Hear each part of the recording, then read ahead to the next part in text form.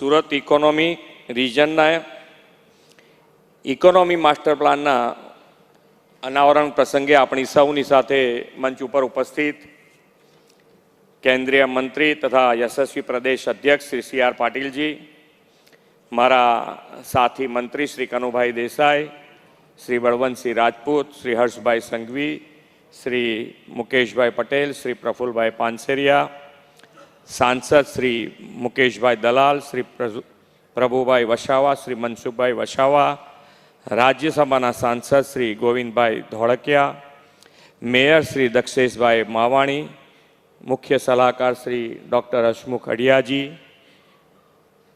મુખ્ય સચિવ શ્રી રાજકુમારજી, નીતિ આયોગના સીઈઓ શ્રી બી.આર. સુબ્રમણ્યમજી, મારા સૌ સાથી ધારાસભ્યશ્રીઓ, ચૂંટાયેલા જનપ્રતિનિધિ, સંગઠનના પદાધિકારી, ઉપસ્થિત અધિકારીગણ, આમંત્રિત મહાનુભાવો, પ્રેસ મીડિયાના મિત્રો, સૌને મારા નમસ્કાર. બધાએ તાલી તો બહુ પાડી છે, પણ જેમ દેશનું ગ્રોથ એન્જિન ગુજરાત છે એમ ગુજરાતનું ગ્રોથ એન્જિન સુરત છે. એટલે અત્યારે બરોબર તાલી પાડીને વળગી પડવાનું છે કે જે આપણે બનાવ્યું છે ડોક્યુમેન્ટ એને જમીન ઉપર ઉતારવાની જવાબદારી અહીંયા બેઠેલા તમામની છે. એટલે હવે જેટલી તાલી પાડ્યું એટલી પાડી લો ઝડકચાઈને કે આપણે કામ કરવાનું છે સાથે. સરકાર તમારી સાથે છે, એમાં તમને ક્યાંય તકલીફ નહીં પડવાની. વિશ્વ નેતા અને યશસ્વી વડાપ્રધાન શ્રી નરેન્દ્રભાઈ મોદીને સતત ત્રીજી વાર દેશનું શાસન દાયિત્વ સોંપીને લોકોએ વિકસિત ભારતનો સંકલ્પ સાકાર કરવાની દિશાને વધુ ગતિ આપી છે. શ્રી નરેન્દ્રભાઈના સફળ શાસનકાળમાં ભારત વિશ્વની 5મી મોટી આર્થિક તાકાત બન્યું છે. હવે ત્રીજી ટર્મમાં તેમણે ભારતને ત્રીજી આર્થિક તાકાત બનાવવાનો સંકલ્પ કર્યો છે. આ માટે દેશના રાજ્યોના વિવિધ ચોક્કસ વિસ્તારોમાં આર્થિક, સામાજિક, ઔદ્યોગિક એમ સર્વાંગી વિકાસને વેગ આપવા જી-હબ ગ્રોથ હબનો નવતર વિચાર તેમણે આપ્યો છે. નીતિ આયોગના સહયોગથી આવા ગ્રોથ હબ માટેના આયોજનબદ્ધ માસ્ટર પ્લાન તૈયાર કરવામાં આવે છે. આજે દક્ષિણ ગુજરાતના સુરત ઇકોનોમી રિજનના સર્વાંગી અને આધુનિક વિકાસના ભવિષ્યલક્ષી આયોજનનો સુદીર્ઘ રોડમેપ એવા માસ્ટર પ્લાન લોન્ચિંગનો આજનો અવસર છે. દક્ષિણ ગુજરાતના વિસ્તારો મુંબઈથી નજીક હોવાના કારણે આર્થિક ઔદ્યોગિક ગતિવિધિના પ્રવૃત્તિના કેન્દ્રો રહ્યા છે.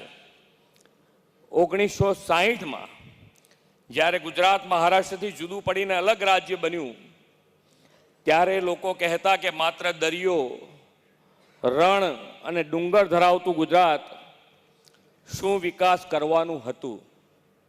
અને આપણે જોયું પણ છે કે ઘણા દાયકા સુધી આ ગુજરાત અને ગુજરાતને જે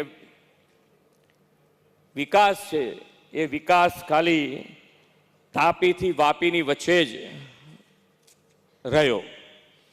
વીજળી, પાણી, રોડ રસ્તા, ઇન્ફ્રાસ્ટ્રક્ચર એવા મોટા ભાગના ક્ષેત્રોમાં વિકાસની જે ગતિ થવી જોઈએ અને જેટલા થવો જોઈએ તેટલો થયો નહીં. 2001માં આપણને એવા વિઝનરી લીડર શ્રી નરેન્દ્રભાઈ મોદી મળ્યા જેમણે ગુજરાતના વિકાસને વૈશ્વિક સ્તરનો બનાવવાની નેમ લીધી. પાછલા દાયકાઓનો ગુજરાતનો વિકાસ અને 2001થી અઢી દાયકાનો વિકાસ એ બંનેને જોઈએ તો વિકાસ કેવો હોય, કેટલા સ્કેલનો હોય, કેટલી ગતિનો હોય તે શ્રી નરેન્દ્રભાઈના નેતૃત્વમાં આપણને સ્પષ્ટ દેખાઈ આવે. રણ, ડુંગર, દરિયો, નદીઓ બધું એનું એ જ હતું. છતાં નરેન્દ્રભાઈના આગવા વિઝન અને નવીનતમ સોચથી એ બધાને વિકાસના સ્ત્રોત બનાવી દીધા. 1600 કિલોમીટર લાંબો દરિયા કિનારો પોર્ટ લેન્ડ ડેવલપમેન્ટથી સમુદ્ર વ્યાપારનું પ્રવેશદ્વાર બની ગયો. કચ્છનું રણ વિશ્વ પ્રવાસનનું તોરણ બન્યું અને ધોરડેને તેઓ બેસ્ટ ટુરિઝમ વિલેજનું વિશ્વ ગૌરવ પણ મળ્યું. રણ પ્રદેશ અને ઉત્તર ગુજરાતની રેતાળ જમીનનો સૂર્ય ઉર્જાના ઉત્પાદનમાં ઉપયોગ કરીને દેશનો પહેલો સોલાર પાર્ક ચારણકામમાં તેમણે સ્થાપ્યો હતો.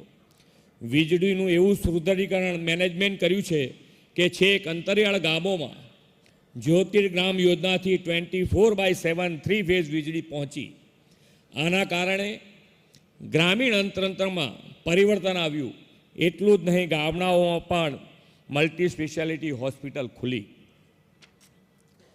આદરણીય શ્રી નરેન્દ્રભાઈએ સુજલામ સુફલામ અને સૌની યોજના તથા કેનાલ નેટવર્કથી નર્મદાના પાણી ગામે ગામ પહોંચાડી જળ ક્રાંતિ કરી.